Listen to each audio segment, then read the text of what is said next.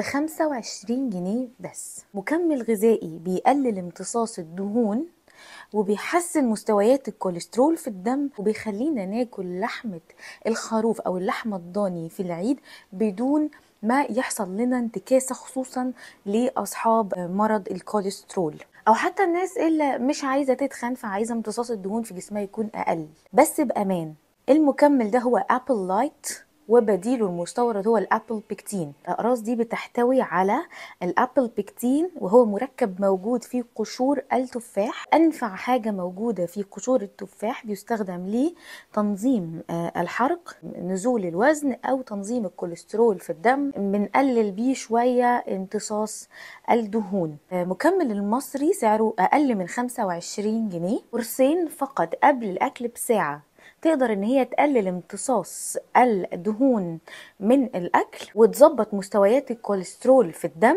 وتعلي من امتصاص المعادن والفيتامينات المفيدة، وتقلل التلبك المعوي، وتقلل برضو الاسهال بنسبة كبيرة لكن ما تعملش امساك. وفي نفس الوقت بتعلي من جودة البكتيريا النافعة في الامعاء وفي المعدة، لان هي تعتبر بريبيوتيك، غذاء للبكتيريا النافعة، فبالتالي بتشتغل على زيادتها بشكل غير مباشر. فلو مخططين شوية الأكلة تقيلة، ممكن 2 من ده قبل الوجبة وهنبقى على راحتنا خالص.